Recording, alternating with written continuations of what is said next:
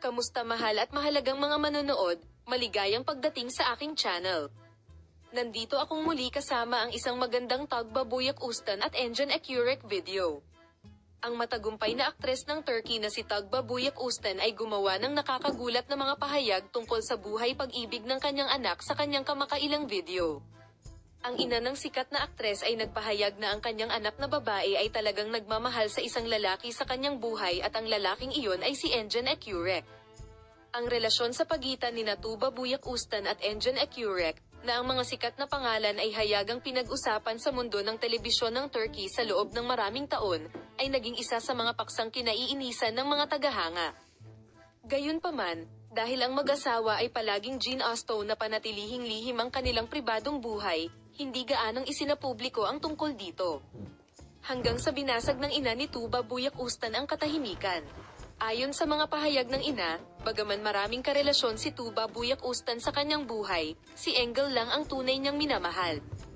Sinabi ng ina ni Buyak Ustan na nakita niya ang espesyal na relasyon ng kanyang anak na babae hindi bilang pag-ibig, ngunit bilang kwento ng dalawang tao na sumusuporta sa isa't isa at lumaalago ng magkasama.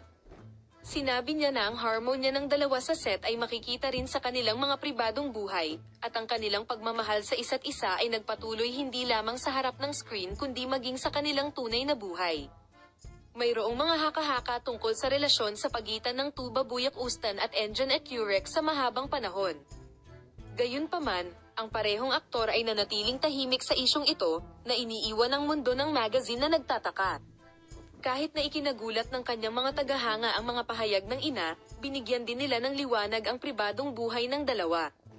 Pagkatapos ng mga pahayag na ito, ang mga tagahanga ni Tagbabuyak Ustan at Engin Ekürek ay nagsimulang mag-isip ng higit pa tungkol sa relasyon ng mag-asawa. Gayunpaman, dahil mas gusto ng magkabilang aktor na ilihim ang kanilang pribadong buhay, tila magpapatuloy ang pag-uusisa ng kanilang mga tagahanga hanggat walang malinaw na paliwanag. Salamat sa panonood ng aking video. See you in new videos.